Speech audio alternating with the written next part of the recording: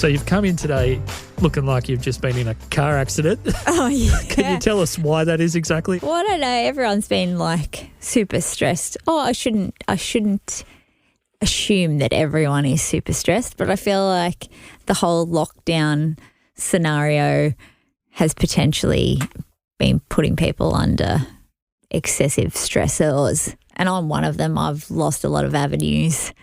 And I I wasn't concentrating, so I got in a car accident because I'm just not thinking straight.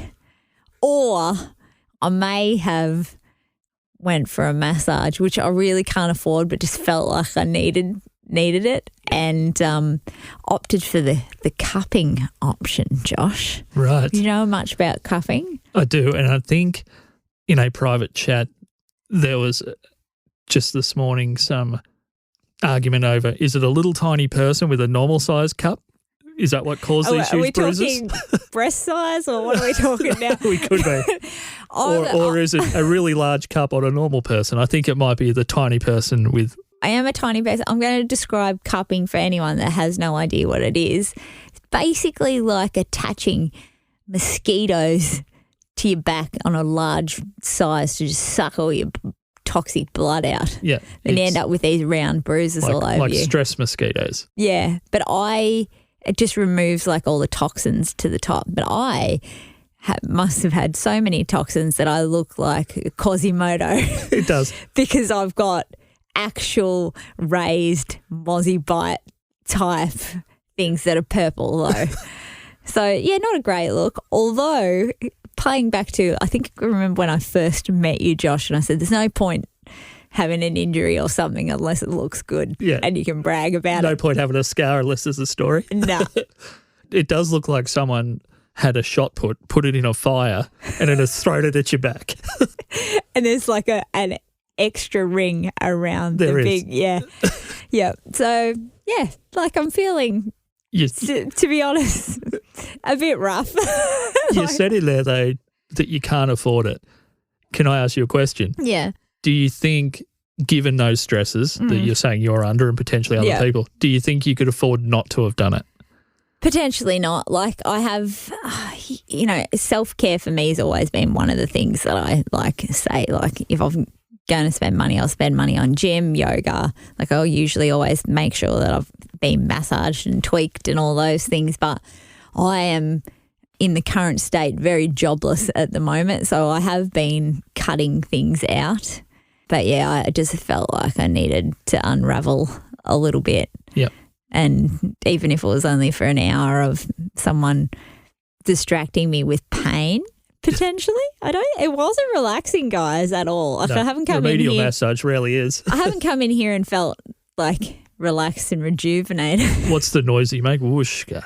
No, woosa. Woosa. Yeah, there's no woosa going There's on. no woosa at the moment. It's sort of like I can feel how many toxins that's been shifted around, and I know later on I'm going to feel real rough. Did they give you rough. Did they give you the old cupping, drink lots of water talk? Yeah, I was supposed to not have a shower for a couple of hours, like keep drinking lots of water, and warned I'm going to feel very sore tomorrow. Great. This is why I went to have a massage, so I wasn't feeling sore. Yeah. Anyway, we'll see how we might do a little progress report on the mosquito bite. What would the mosquito be like? Like it's like attaching a mosquito like an elephant. Like an elephant's trunk. It is. Like that's what it looks like all over my back. And I will, obviously you're not going to get to see this, Josh, but she did put cups on my butt and everything as well. So I've got, I can't obviously show everyone that photo, but when I get home I will be looking in the mirror and thinking, oh, Jesus. Oh, Jesus. I look like a reverse Dalmatian. Yeah. Like you've got a butt hickey. Like one of those red Dalmatians. Yeah, I'm just actually, you know what? I've just been getting lucky. Yeah. Lucky with like some Hoover-faced person. Jeez. Well, that's fantastic. Can only wish. Correct. And you talked about self-care. Yeah. And as of about 3 weeks ago, I know it's something you were going to ask me about. Yeah. I've started what I guess could be considered some form of self-care for the first time in a while. I'm on a new diet, thanks to Ty. Yeah, from Welcome to Weight Loss. That's Welcome to number 2 weight loss yeah. for people that are trying to find him. We interviewed Ty Seaton, and he was very generous and reached out to my man Joshy here and said, you know what? If you want someone to be accountable to, I'm your person. Yep. And offered to sort of extend this as a courtesy. Now, tell me about it. I'm firstly, I said tell me about it, and I'm going to keep talking. I never go when you first say tell me about it. I always wait an extra sentence. Because I have an extra thought to say. I am very proud of you accepting that. And actually, because it's a big deal when it's done and we've talked about it, because you're sort of accountable to everyone now, right? Yes. Not just Ty. And the people who listen. Yeah. So tell me all the process and all the things. Well, the first thing I'll say is, having done different shows for 10 years, I've never had that exact offer before, obviously, but I've had people offer to do things for me or with me that have never come to fruition. Yeah. So the fact that he even followed me up straight away to find out, oh, serious, are you serious? This is the process if you're interested. Yeah. Download this app and take a few days to get used to what I'm asking you to do, which essentially was, you're not weighing food, you're not going too crazy with changing your current diet. Yeah. Just put into this diary app. I think it's called Diet Diary or something. I'll put it in the show notes, the one that I'm using. Yeah. Just track what you normally do for a few days and send it to me. And, well, that was a reality check. Yeah. Because half of the stuff on there, if you said, oh, would you eat all that in one day? Yeah. All these little bits of, if it's a bit of junk food or an iced coffee, or I'll be like, yeah, maybe over the course of a week. Yeah. But I wouldn't be having a lot of that every day. Yeah. And a few days of tracking, I was having multiple crap things every day. That you hadn't even realised. These were boredom snacks, or I didn't have something to do at night time, so I'd eat half a bag of, pizza shapes or whatever. Yeah. They're things that I wasn't even mentally accounting for. So that was a good bit.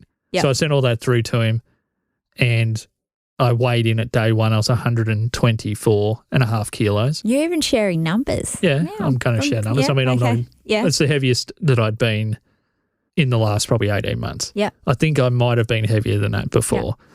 Yeah. Middle of last year, I think I got down to about 117. Yeah. And I don't even know how I did that. Yeah. But, it's slowly crept back up. And he gave me a target. Yeah. And it's all calorie controlled for people that are listening. That's all I'm doing. Yeah. Just I've got a budget for the day on calories, and I have to track them as accurately as I can. Yeah. And it changes every day. Does it? Yeah. He doesn't have the same one every day because he's trying to stop my body from thinking I'm going into some starvation mode. Yeah, he's got an algorithm which is very complicated because he sends me little squares of his spreadsheet. And I know my way around a spreadsheet. I'm like, he's got formulas and that's cool. It's quite technical. It is. When he said he had an algorithm, he wasn't just saying I've taken it out of a book. He's programmed his own formulas into this spreadsheet. Yeah, right. Yeah. And he was aiming for me to lose about half a kilo a week. Yeah. And I've been on it for 3 weeks, as of I think yesterday, and I'm down over 3 kilos. Yeah. So I'm actually losing weight faster than he wants me to. Yeah, right. So he told me we're going to slow that down a little bit. How do you feel about that? Well, he said you're crushing it, the first thing he said. Yeah. Because I don't know whether because I'm not the most disciplined person, but sometimes I can just switch discipline on at a pretty extreme level. Yeah. And up until 1 or 2 days this week, I was under my budget every day. Yeah, okay. And I went over a couple of days. Monday, Tuesday are the tough ones for me, Mel. Yeah, They're the real low ones. Yeah, right. But then I made it up on Tuesday. Yeah. Oh, sorry, Wednesday. I went 300 or 400 under on Wednesday and kind of backfilled those other days where I messed up a bit. Yeah, so I'm down over 3 kilos in 3 weeks. Do you like coffee? Yes, I do like coffee. Do you know how we could make each other really happy? If you got on to punchingsideways.com and hit the buy me a coffee button and hooked me up with some caffeine, that would be great. Yeah, so I'm down over 3 kilos in 3 weeks. How does that feel? Well, I feel good. Yeah. But I mean, just seeing the scale going down and not feeling like I've changed my life that much. Yeah. But it's inspired me to get out for a walk every day. Yeah. So I've been going on 1 or 2 walks. Mm-hmm. And that's helped me take my book reading or listening back up to the more a level like it used to be. Yeah. Which I love, that alone time with a book or even just nothing. Yeah. So it's actually flowing on into other parts of my life, which I think are also positives. Yeah, that's cool. And it's the first time, honestly, since I was very fit almost 10 years ago, where I've honestly thought I can stick with this. Yeah. There's someone there I'm accountable to as an individual, but also the greater community around the show. And I've had a few people say that's awesome, just privately, which is cool. That's nice. And my little brother's probably hearing this if he's listening for the first time. He probably thought I was already a bit lighter than that already. Yeah. Because I was fending him off. Yeah, okay. Trying to get weight. Deflecting, but I'm heading in the right direction, Cam. So thanks for your continued support as well, my little brother. His is not quite as nice as what Ty's is. Yeah. But yeah, I feel great. And I've lost just enough that I can tell in the mirror that I've lost a little bit. Yeah. And it's not just a health-based thing. I'd like to just look better. Yeah. Yeah. Which is awesome. Yeah. So vain. You probably think this song. No, you're not at all. But so Ty just checks in, goes, yep, good job. Yeah, I check in with him every day. Mm-hmm. And all it is just my weight and how much I consumed the day before. Yeah. And then at the end of the week, he sends me a summary. Yeah, okay. But I took it as, you getting back to what you asked before, how did you feel about being told that you're losing weight too quickly? Yeah. That was a bit of a strange moment because last time I lost lots of weight, I did that at a clip where people thought I was basically a freak of nature. Yeah, okay. Like I was 110 kilos in May of 2011 and I would have been in the mid-80s by the middle of September. Yeah, right. So when I was losing half a kilo a day or half a kilo a week or whatever it happened to be, like sometimes I'd lose several kilos in a week. I just thought that was normal. I didn't even think about back then that there might be a healthier way to do this because I didn't have anyone else accountable. Now tell me this, what has you guys set a goal weight or a time frame where it's just this is what we're doing? I have a goal weight. Yeah. I want to be back under 100. Yeah.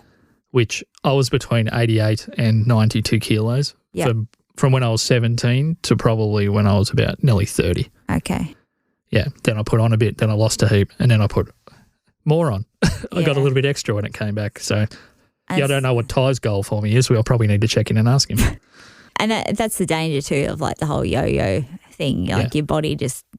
That's why I think he's happy I was losing weight at the rate I was. Yeah. But I think he was just trying to let me know that's not the expectation. Yeah. And we might slow it down a little bit. Yeah. And I think long term, I think this is a 6 to 12 month kind of process. Yeah. Well, I had someone reach out to me and said that they can't wait to see you in 6 months as well. Oh, that's good. It's not a girl, sorry. No, that's all right. But do you know what? Even if you are a girl, you should check out Josh in 6 months or just even now because he's an amazing dude. He's one.